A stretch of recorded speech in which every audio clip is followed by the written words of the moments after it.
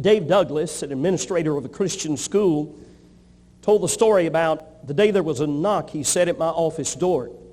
Upon opening the door, I was met by one of our lady teachers and a 17-year-old male student whom I will call Juan.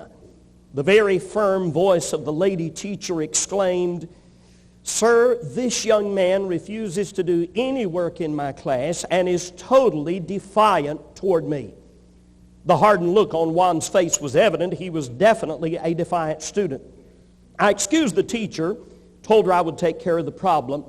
Juan was not a newcomer to my office. As a matter of fact, there were other lady teachers who had similar problems with him.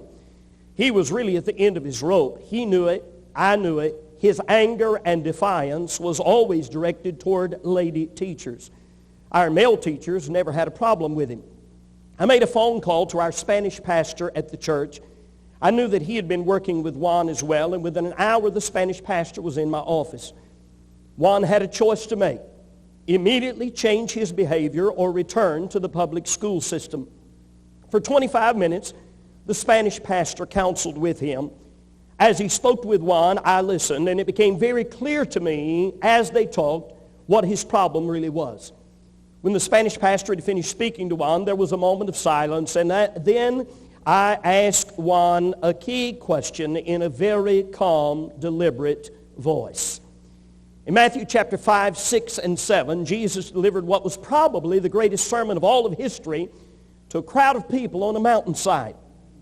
Let me give you the background of that great Sermon on the Mount. In the century before the birth of Christ, the nation of Israel had fallen under the heavy iron boot of the dominating control of the Roman Empire. Because of the cruelty of the Roman government, deep hatred had developed in the hearts of many Jews toward their oppressors. In order to justify their wrong responses to the Romans, the true meaning and interpretation of the Old Testament law had been twisted and perverted. In the Sermon on the Mount, Jesus explains the true meaning of God's holy, perfect Old Testament law. And it's very significant that Jesus began with one of the most, when he's explaining the law, he began with one of the most vexing problems that men have ever faced, the problem of anger. Notice in chapter 5, verse 17, Jesus said, "Think not that I am come to destroy the law or the prophets. I am not come to destroy, but to fulfill."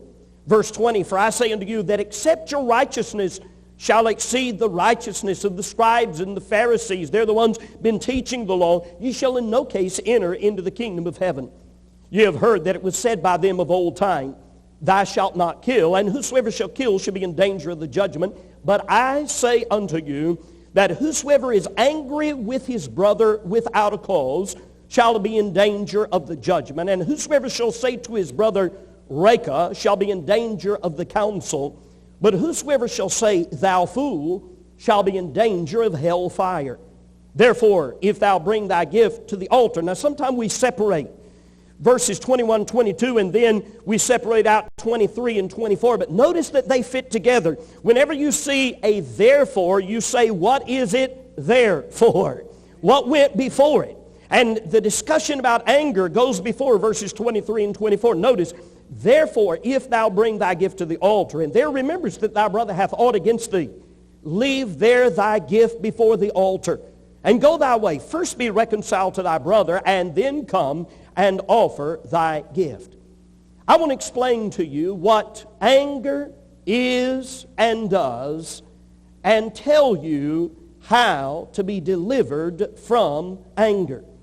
Anger is not what many people think it is. And God says that anger does things that many people don't realize. Would you notice, first of all, this morning, that anger deceives. Anger is deceptive. All sins carry within themselves the seeds of deceitfulness. But this especially seems to be true of anger. The deceptiveness of anger is that the angry person, get this, feels justified about being angry. He feels like he has a cause for his anger. Sometimes they'll even say it. Yes, I have a right to be angry. The people of Jesus' day recognized and acknowledged that killing was wrong. Verse 21, you've heard it was said by them of old time, thou shalt not kill. Whosoever shall kill shall be in danger of the judgment. But Jesus took them further and pointed out that their anger was wrong as well. If you were to read further in verses 27 to 30, Jesus pointed out that not just adultery was wrong, but that lust was wrong as well. It is lust that leads to adultery. And Jesus said that a man should take radical actions to deal with not just adultery, but with lust. But just like lust leads to adultery, anger leads to murder. Anger really does lead to murder, doesn't it? A wife married to an angry man for 12 years said, finally the true monster came out. He threatened to kill me, saying, I'll get you when you're sleeping. He said he would hurt my friends. He broke into my home when I was alone and attacked me. I'm holding a series of newspaper articles here. Here's one entitled, Mad Driver's Disease. In August 1995, a 20-year-old man, enraged after a fender bender with a 33-year-old woman, pulled her out of her car and forced her to jump from a bridge into the Detroit River where she drowned. He was sentenced to 16 to 40 years in prison. Here's another one. In Goshen, Indiana, an angry employee was discharged by his department manager. He told fellow employees that he was going to return with a gun and kill the one who fired him. They called the police, but the police said there was nothing they could do because the crime had not yet been committed. 4 hours later, this irate employee returned with a gun, killed his manager, then shot and wounded other employees. And in recent weeks, we've all heard the story of the angry beatings that resulted in death in Chicago. And the article was titled, Coroner Called Powder Keg. Chicago police seek public's help in beating deaths. Anthony Stuckey, 49, and Jack Moore, 62, both of Chicago, were in a rental van Tuesday evening that careened over a curb and plowed into people gathered on a stoop, police said. As the injured lay on the ground, an angry mob pulled the two men from the van and beat them to death. Anger leads to murder. And it's not just the murder that is sin, the anger is sin as well. The angry person, Jesus said, calls his brother Rekah. It means empty-headed one. You might even say to him, you stupid fool. People in the world will use a string of words that I won't say publicly. But Christians will often say other things like, you idiot. How stupid can you get? You dummy, don't you know any better? Here's what you've done. Listen. You have really done exactly what Jesus said when he said you call somebody Rekah or fool. It's exactly the same thing. In your heart, you have done away with this person. In your spirit, you either temporarily or permanently murder that person. You're saying, I don't need you in my life, you idiot. Get out of my life. Anger almost always communicates rejection. No wonder somebody said, speak when you're angry and you'll make the best speech you'll ever regret. How could we possibly think that anger like this could be justified? Because there are times when anger seems to be the only thing that will work to fix whatever it is we see that is broken. I've got a newspaper article here entitled, Pitcher's Outburst May Have Stopped the Baseball Team Cardinals' Decline. It tells how the baseball pitcher getting angry at his team's 7-game losing streak seems to have had a positive effect on his team that led to victory in their next game. Oh, it's like, we needed that anger. Yeah, give us some more of that stuff. That's the deceptiveness of anger. Anger sometimes seems to work. But it wasn't really anger that was needed. What was needed was some determination and intensity. Intensity is wonderful, but we must be careful to not cross the line and let intensity become indignation. It's all right to be high-spirited. It's not right to be harsh. It's all right to be judicious. It's not right to be judgmental. It's all right to be emphatic. It's not all right to be enraged. It's all right to be watchful. It's not all right to be wrathful. It's all right to be determined. It's not all right to be destructive. One man's cause for his anger was this. Well, keeps the family in line. Here's what he said. I know it's not a good way to raise kids, but it works. When I get mad, they quiet down and do what I tell them. And you know that might actually work for a while, but it's too direct a violation of Ephesians 4:31 to produce good fruit long range. That verse says, let all bitterness and wrath and anger be put away from you. An angry man creates rebellion and discouragement in his wife, in his children, or in his workers that may eventually turn into bitterness. Anger cuts the heartstrings tied between a parent and a child and makes children vulnerable to negative peer influences and worldly pressures. Someone has wisely said this, the greatest quality a husband and father can demonstrate is genuine love, and the most destructive attitude that a father can have is anger. A father's anger is the strongest force imaginable to destroy the fellowship with his wife and drive his children away from him. A man only has to get angry once a month to keep his family in fear 24 hours a day all week long because they're always afraid he will blow up. The angry person feels that he has a cause. The angry person reads Matthew 5:22.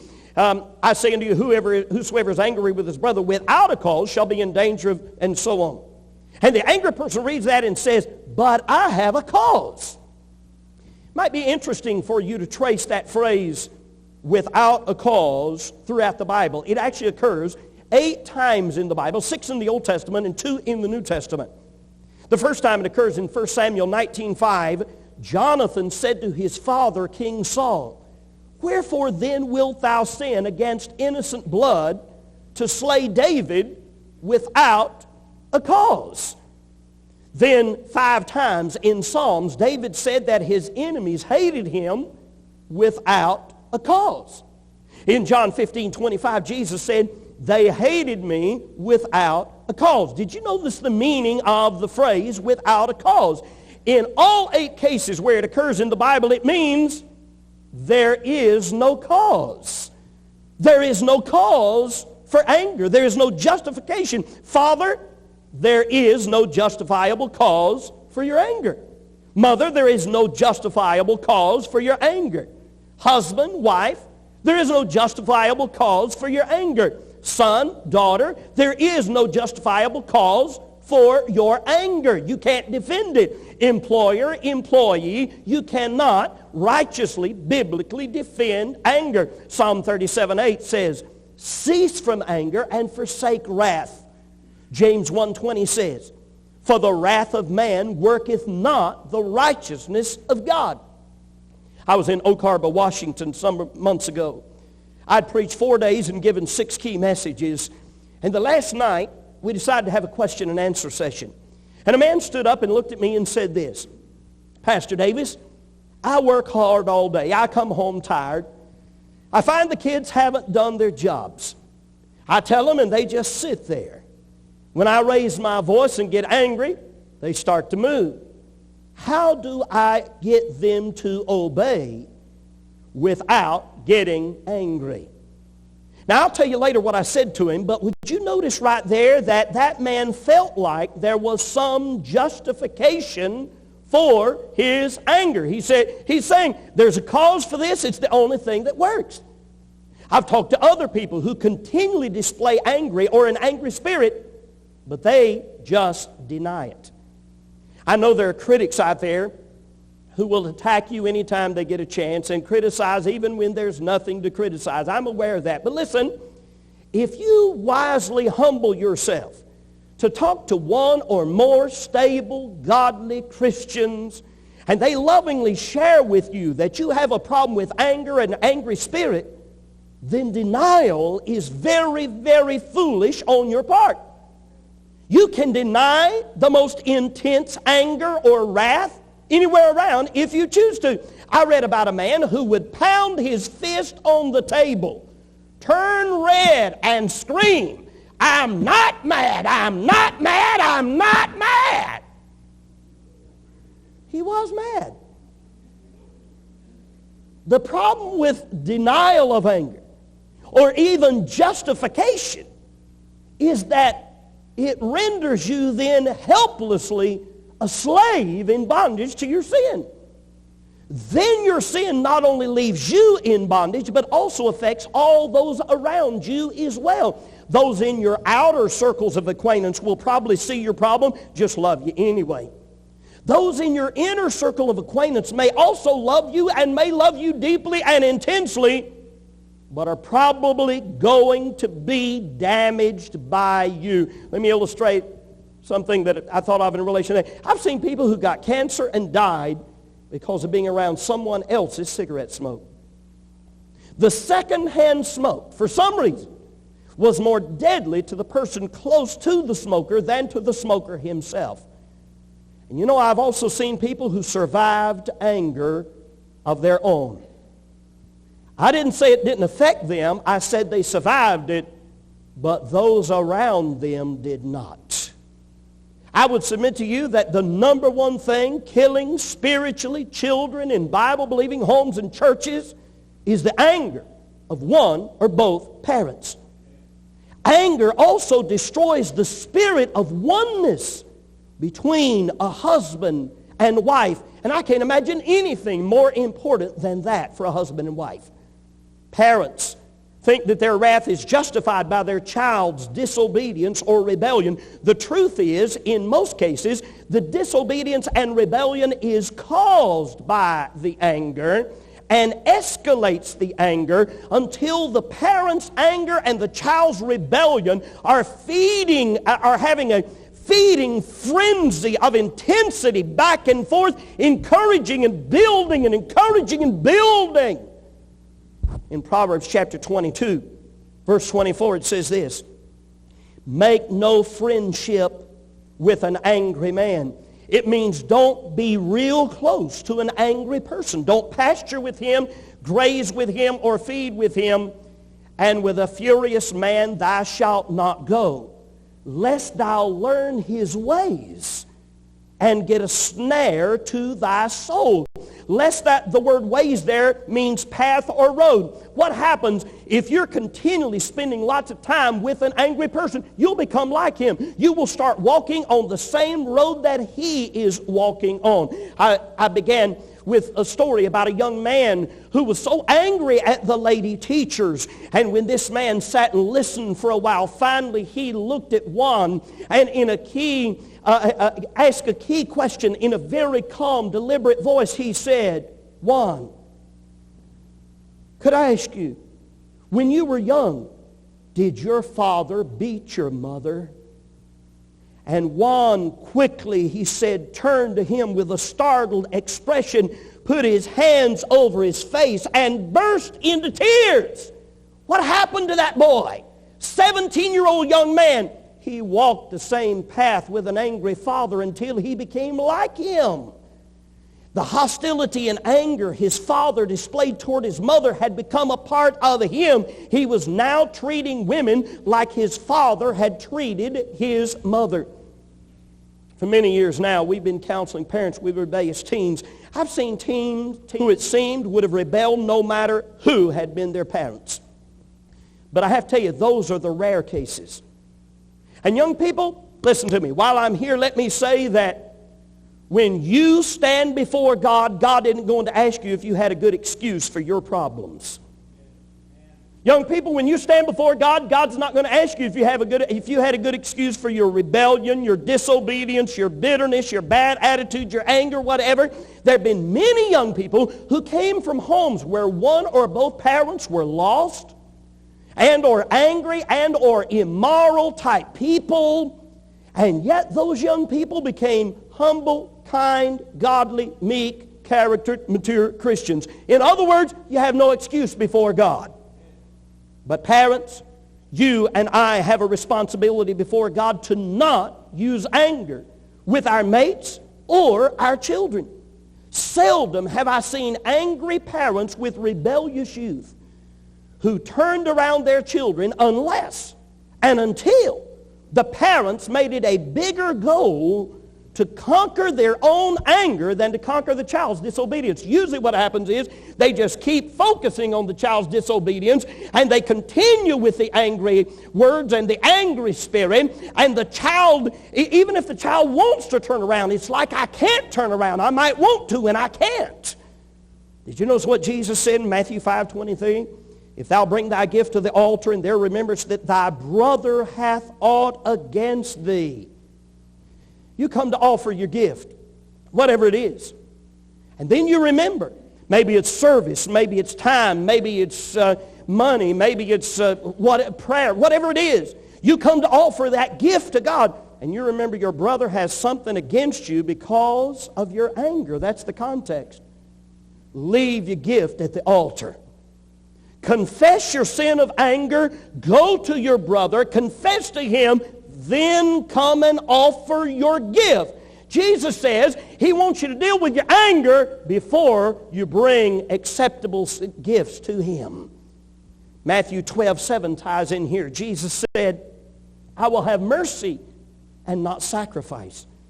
No matter what a husband, wife, son, or daughter does to us, we're supposed to have a Christ-like, merciful response. A few days ago, Brother Kenny Graham and his family were here from Arkansas. I love the man of God that he is and the spirit that he has. And we went out to eat after one of the services. And we sat down in a restaurant. All the ladies were over here fellowshipping, and all the men were over here fellowshipping. And I watched Brother Graham correct his son, Blaine, 12 years of age. Here's what Blaine was doing. He was sitting there with this cup, this fast food restaurant, this cup, and it had a lid on it. And the straw, he was moving the straw up and down, and it was rubbing against the inside of the lid of the cup and making an irritating sound. I hadn't even noticed it really. It didn't really bother me. But can you think, if it did bother you, how many parents would have said something like this? I've heard this kind of thing so many times. Blaine, would you stop that? You are driving me crazy. What is the matter with you anyway? Now, can I tell you, that is not correction at all. That is an attack on the child's character. You know what I saw? I saw correction that the boy never even knew was correction. I watched Brother Graham lean over and gently touch his son on the shoulder and say with a smile, Son, would you mind not moving your straw up and down like that? It affects me for some reason like somebody scraping their fingers across a chalkboard affects some people. Now, I don't know why it does that, son, but I would appreciate it if you'd stop. And the boy said, Sure, Dad. Sorry about that. Oh, it's not you, son. It's just me. Do you see the difference? Do you hear the Spirit? Do you see the mercy? And do you know what good parenting really is? Good parenting can be described in 3 words. Write these down. Meditate on them over and over. Good parenting is calm, attentive, firmness. Those 3 got to be balanced. Calm, attentive, firmness. And what I just described to you and what I saw at that restaurant that night is probably the reason why every one of Brother Graham's children, what has he got? 8, I believe? All of them love God and love their parents. And it's just a wonderful spirit. Now, this brings me to a key statement that summarizes this first point of the message. Get this, would you? Your anger isn't caused by what is happening outside of you. Your anger is caused by what is happening inside of you.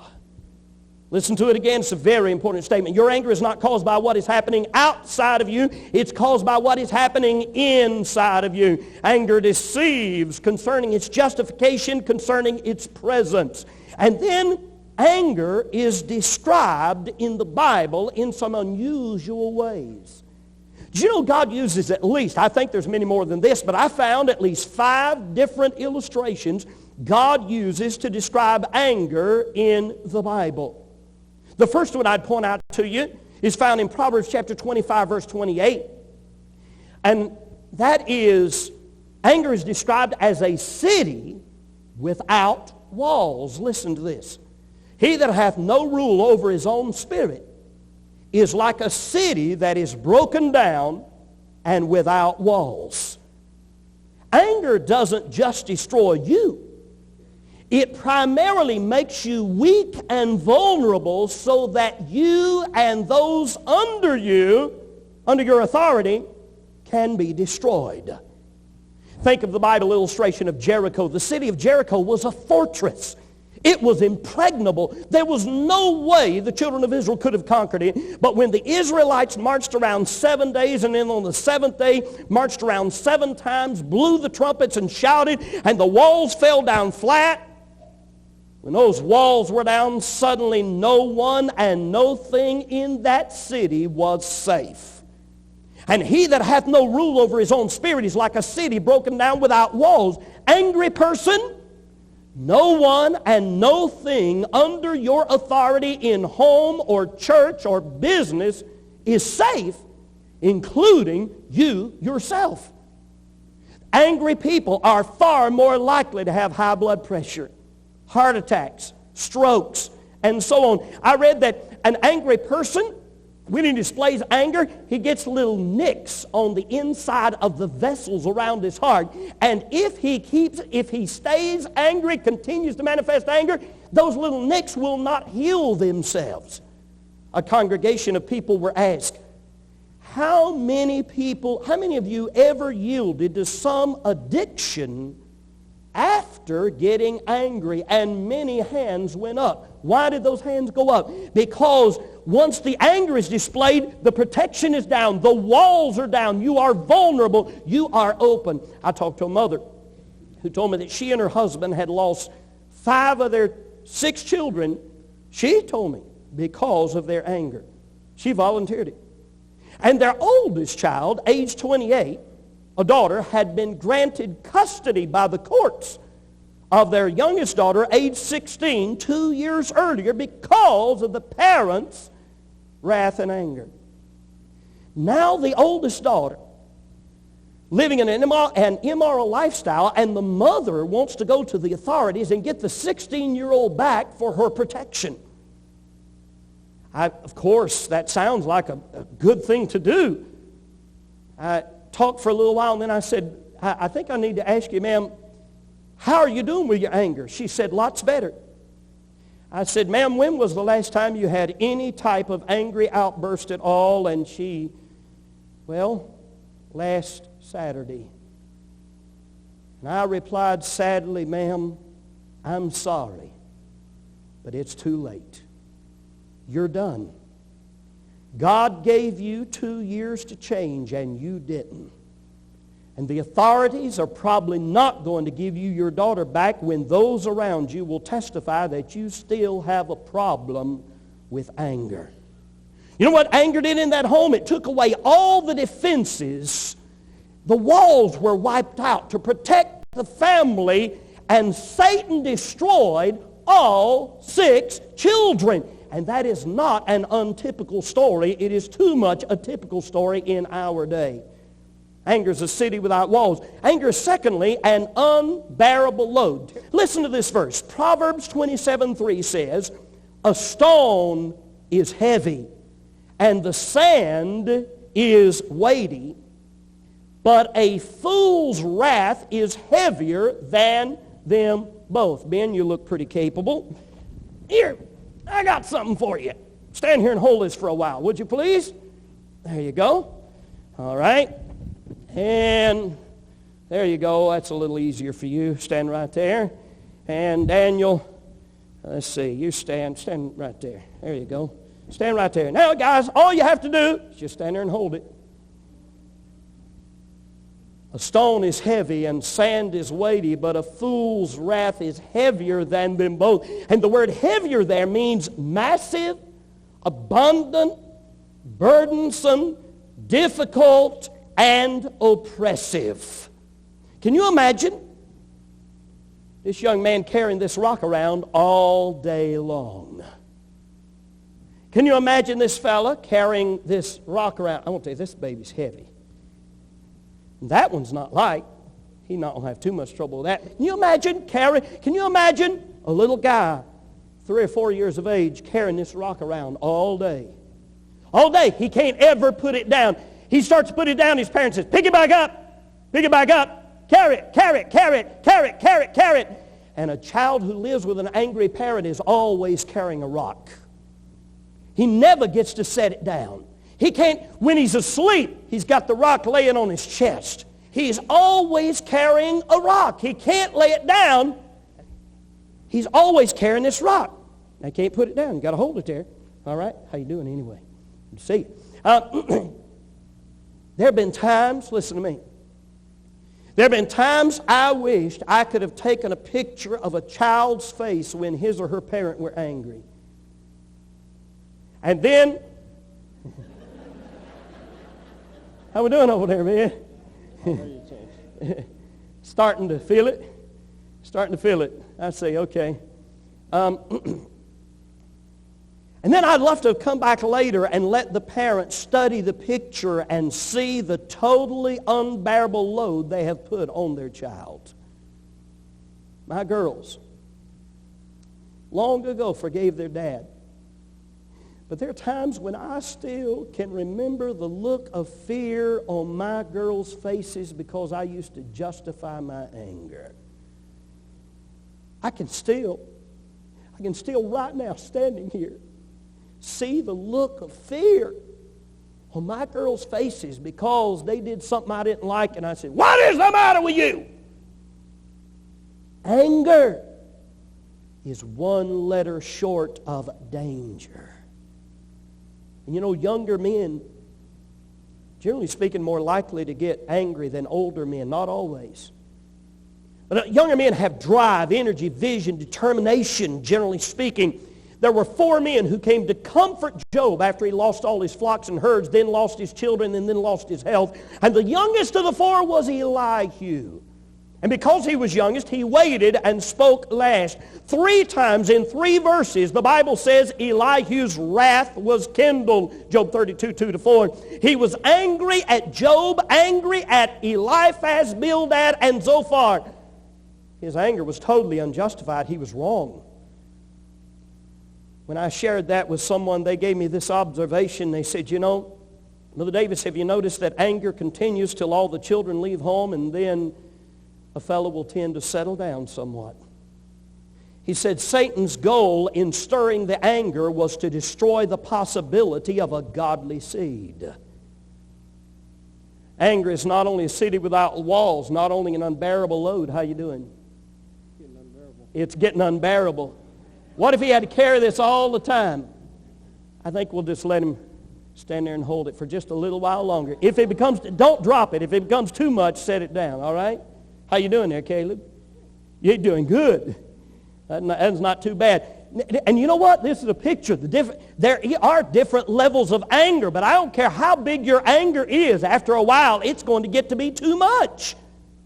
Anger, thirdly, the Bible describes as a flood. Proverbs 27:4.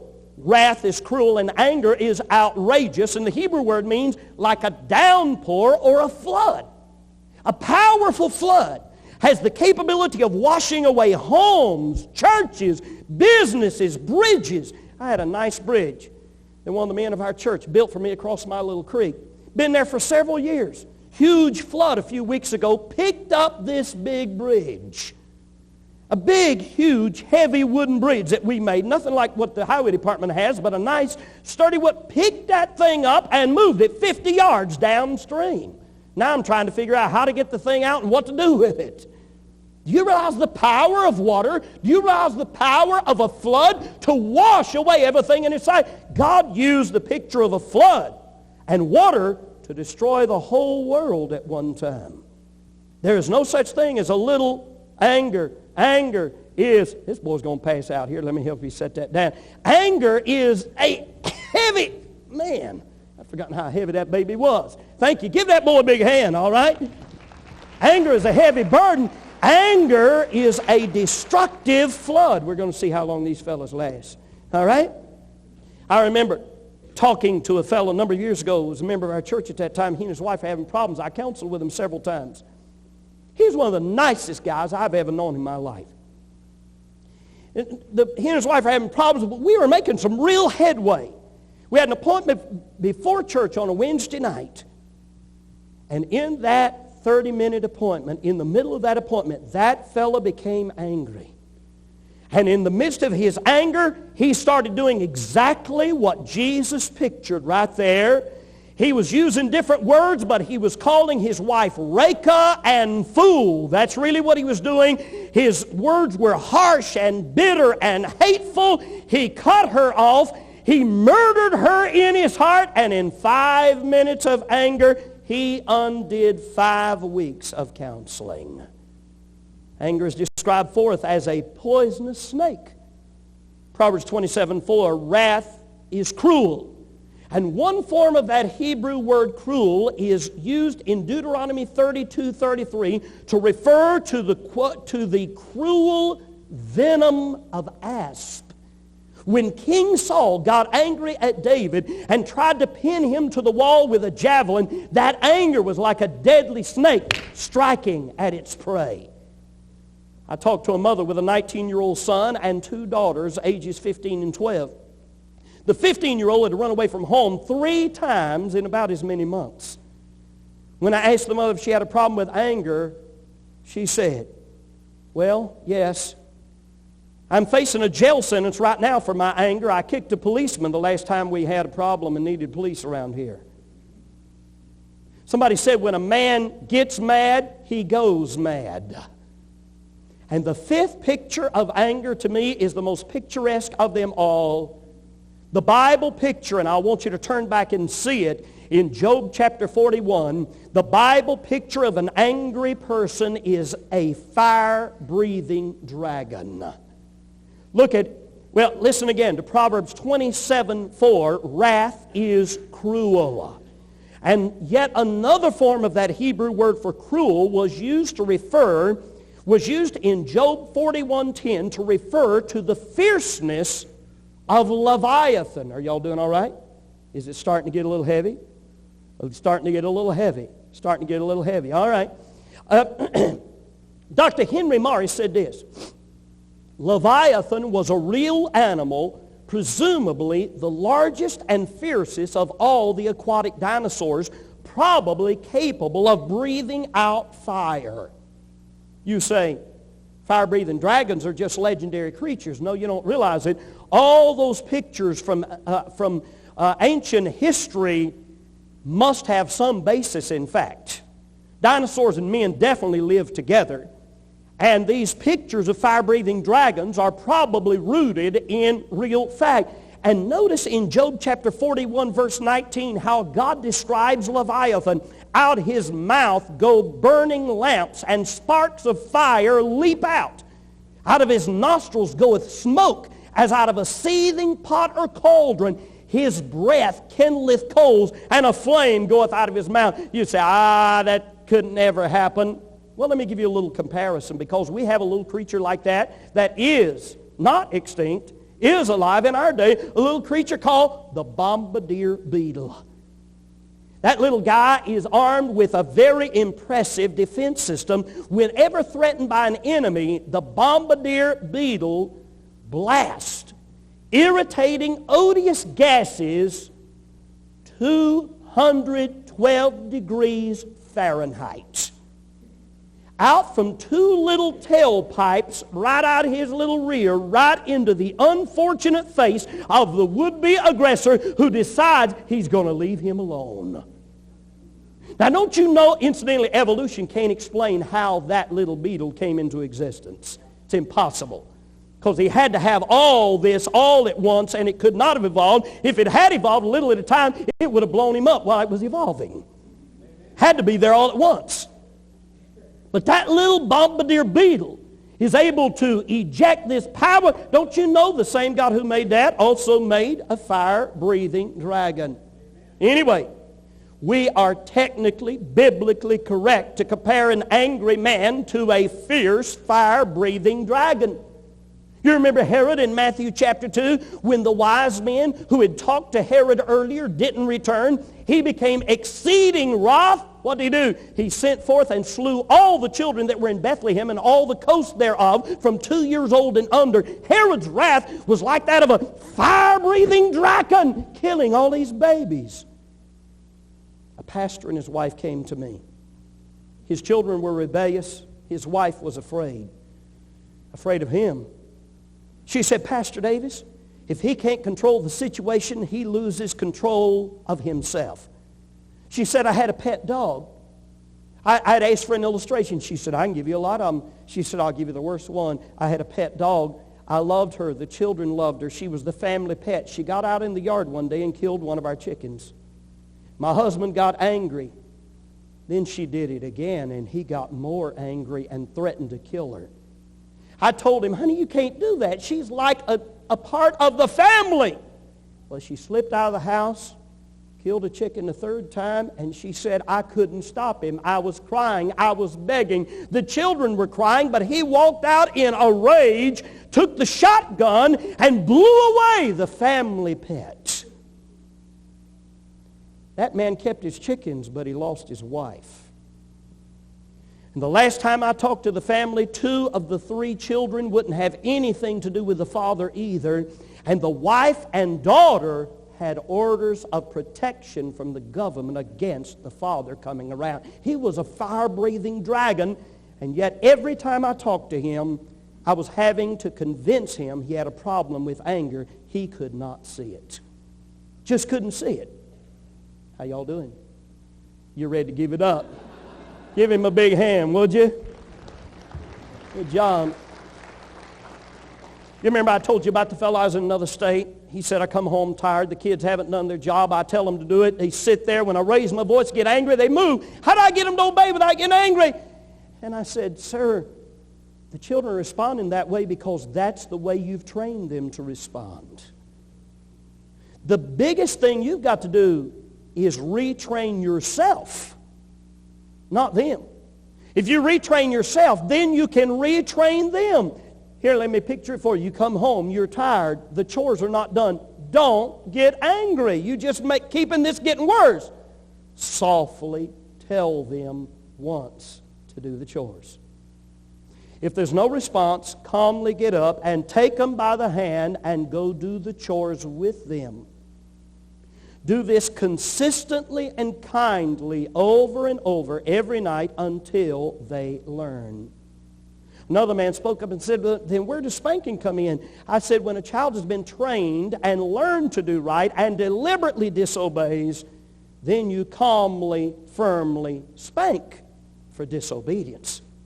There'll be a sense of difficulty and suffering while that man is learning to obey God's ways himself and while he's trying to teach his children obedience, but it will be worth it. Incidentally, Proverbs 22:8 points out that if you get angry when you're spanking a child, your spanking did no good at all. It says the rod of his anger shall fail. Not only will an angry spanking not accomplish anything you want it to accomplish, it will actually do the opposite and make the child worse according to the Bible. In 2 other places in the Old Testament, Leviticus 26:44 and 1 Samuel 15:18, that Hebrew word, the rod of his anger shall fail, that Hebrew word fail, in 2 other places it is translated destroy and consume. An angry spanking damages, destroys, and consumes a child, and more angry spankings just make it that much worse. One of my favorite people of history was the preacher in the 1800s, died in 1901, T. DeWitt Talmage. In April of 1902, his son Frank eulogized his father and said this: "Among the many homes I visited as a pastor, I never entered one where the parent has so earnestly sought to inculcate gentleness of rule as my father did in my old home. My father never lifted a hand to strike a blow, yet he ruled his children with a rod stronger than one made out of iron. It was the rod of love.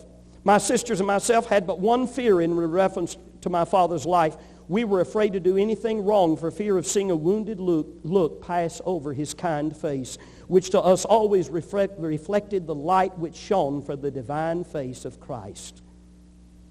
Anger deceives. Anger is described as a city without walls so that anything can come in and destroy. It's described as an unbearable load. It's described as a flood that washes away everything in sight. It's described as a poisonous snake. It's described as a fire-breathing dragon. Let's give this boy a hand. I'll let him go down. You did good, Caleb. Thank you. That's a heavy little rock. Third, anger discovered. Where does it come from anyway? First of all, would you notice that anger comes from pride? Remember what I said earlier? Your anger isn't caused by what is happening outside of you. It's caused by what's happening inside of you. There will always be things that can make us angry if anger is inside of us. A teacher was helping one of her kindergarten students put on his boots. He asked for help, and she could see why. With her pulling and him pushing, the boots still didn't want to go on, and she had really worked up a sweat. She almost whimpered when the little boy said, "Teacher, they're on the wrong feet." She looked, sure enough, they were on the wrong feet. It wasn't any easier pulling the boots off than it was putting them on. She managed to keep her cool as together they worked to get the boots back on, this time on the right feet. And he then announced, "Teacher, these aren't my boots." She bit her tongue rather than get right in his face and scream, "Why didn't you say so?" like she wanted to. Once again, she struggled to help him pull those ill-fitting boots off. He then said, "They're my brother's boots. My mom made me wear them today." She didn't know whether to laugh or cry. She mustered up the grace to wrestle the boots on his feet again. And she said, "Now, where are your mittens?" He said, "I stuffed them in the toes of my boots." I'm telling you, there's always something to get angry about if anger is inside of you. Anger is not caused by what is outside. It's caused by what is inside. Where does anger come from? It comes from pride. It is pride that causes us to get angry at our wives or our husbands or our children. It is pride that causes us to talk down to them or anyone else. That's what Jesus said is generally the first manifestation of anger is our voice and our words. Proverbs 21:24 refers to proud wrath. It is pride that makes us forget how much God has forgiven us, so that we feel we're better than those other sinners who have done us wrong. An unmerciful servant in Matthew chapter 18 begged his master's forgiveness for a multi-million-dollar debt. And the master forgave him. Then he went out and grabbed a fellow servant by the throat and said, "Pay me that thou owest," a little tiny debt of 100 pence. His fellow servant fell down at his feet, besought him, saying, "Have patience with me, I will pay thee all." But he wouldn't be patient. He cast him into prison. Pride fails to remember the incredible forgiveness God has extended to you and me. And that's why the proud person is able to lash out in anger at anybody who offends him. There are people who, with an angry spirit, are just always talking down to their wives, always talking down to their children. Pride, and yet they don't see it. It's blinding. One of the first steps to conquer anger is to take responsibility personally for your anger by humbling yourself. Consider any offense against you personally as an opportunity to test your own gratefulness to the Lord for His tremendous love in forgiving you for so much. You know, the only one who really has a right to get angry is God Himself. Most of the references to anger in the Bible is God's anger. It's because He has a right also to take vengeance. For you and me to think we have a right to get angry is to try to put ourselves in God's place. And trying to manage anger instead of confessing it and forsaking it, is like trying to help a bunch of little gods be nicer to each other. We're discovering where anger comes from. Secondly, it comes from the tensions created by unresolved guilt. Listen to this very carefully. Don't miss this. Get this. Anger comes from the tensions created because there's some sin and guilt that has never been properly dealt with. In Genesis 4, Cain became so angry with his brother Abel that he rose up against him and slew him. Why was Cain angry? Because he had disobeyed God earlier and never made it right. Abel had offered a blood sacrifice, which was a picture of the blood of Jesus, the only way our sins could be washed away. Cain offered the fruit of the ground. It was a picture of man's good works, which have never been acceptable before God as atonement for our sins. Cain was wrong, but he didn't want to humble himself and make it right. The tension from the guilt produced anger that resulted in the murder of his own brother. In Numbers 22, the prophet Balaam was offered money by King Balak to come and curse God's people. Balak told him, or Balaam told Balak that he couldn't do it, but Balak offered him more money and honor, and Balaam decided he would go with him and try. On the way, the angel of the Lord blocked the path of Balaam and his donkey, and the donkey saw the angel and would not go any further. And 3 times Balaam got angry and beat his donkey until God opened the mouth of the donkey, who was able to rebuke Balaam and say to him, "When did I ever disobey you before? What are you hitting me for?" The donkey had more control at this point than Balaam did. The donkey was not as stubborn as Balaam was. Where was this anger coming from? This anger inside of him is causing him to beat this donkey that he's never had a problem with before. It was his own disobedience and covetousness inside of him that he refused to resolve. He disobeyed God. He'd coveted. He was continuing in disobedience, and he refused to deal with it. I've seen employees steal from their employers, then get angry at the employer. I've seen husbands who were unfaithful to their wives, then got angry at their wives. Why?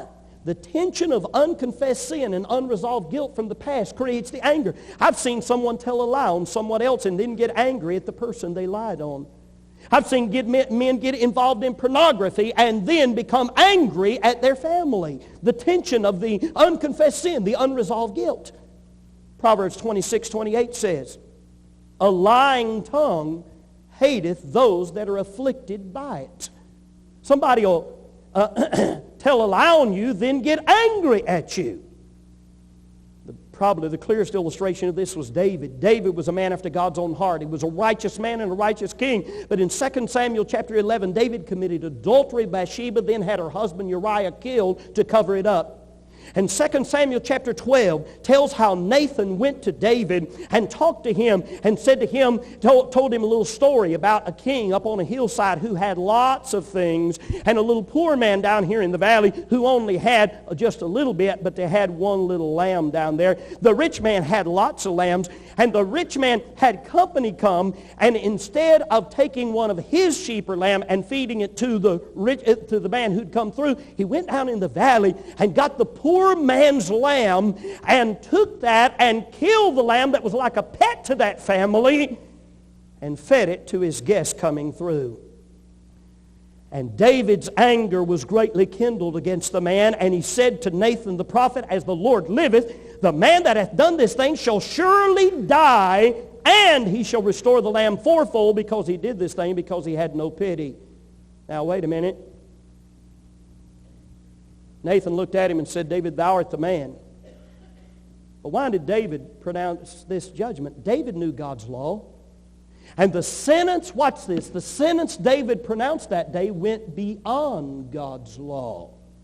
Exodus 22 spelled out that 4 sheep were to be given for 1 sheep that was stolen. And also said that the thief should not be put to death. Why did David say that? There was all that tension inside of him. He's so angry from the unresolved guilt and the unconfessed sin, it made him vengeful and angry. And so, anger deceives you. Anger comes from pride. It comes from tension and unresolved guilt. There is a way to defeat anger. What should you do? Quickly, number one, quit justifying your anger. Number two, accept personal responsibility for your anger. If you're lost, get saved. And then remember that the source of anger is inside of you, not outside of you. Accept personal responsibility is to start fighting the anger itself instead of continually fighting the consequences of anger. You watch a person with anger, they're always fighting the consequences. The reason that is so is because Proverbs 19:19, a man of great wrath shall suffer punishment. If thou deliver him, yet thou must do it again. It's amazing to me how much time a person can spend fighting consequences of his anger. If he would take that time and energy fighting the anger itself, he'd live in victory.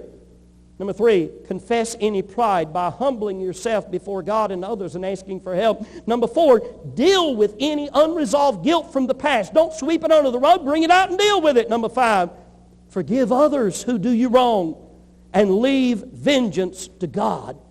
Remember constantly how much Christ has forgiven you. Number six, seek to become meek and gentle like Jesus. You want to see how to behave around children? Watch how Jesus behaved around children. Jesus is not called the angry Christ. Only one time in all the Gospels did it even say he got angry. He's called the meek and lowly and gentle Christ. Meekness is strength under control, and anger is weakness in control. Number seven, think of the blessings that will be yours when you cease to be an angry man or an angry woman. A Christian lady was really concerned about her lost husband, wanting him to find Christ. One day her pastor spoke to her husband about his soul. The minister was shocked when the man said, "Sir, I'm not particularly an irreligious man, but if Christianity is going to make me wrathy and angry like my wife, I really don't want any part of it." And the pastor went to the lady and told her exactly what her husband said. She didn't realize that her temper had been so out of control, and she became repentant. And together, she and the pastor knelt in prayer. She sobbed her heart out to God and begged God's forgiveness and made it a point to watch for the opportunity to demonstrate change. A few days later, the husband was out fishing. When he came into the house with his rod over his shoulder, he accidentally hit a costly lamp that went crashing to the floor. He stood with his hands over his ears, waiting for the second crash of his wife's anger, and it never came. He looked up to see his wife smiling, and she said, "Don't worry about it, honey. Accidents happen in the best of families." He said, "You mean you're not going to get angry like you usually do?" She said, "No, honey. That's a thing of the past. I'm sorry I've been that way, but God's helping me to get control." And a few weeks later, that husband trusted Jesus as his Savior. Her testimony was strengthened by her anger being controlled by the Spirit of God. Would you bow with me, please?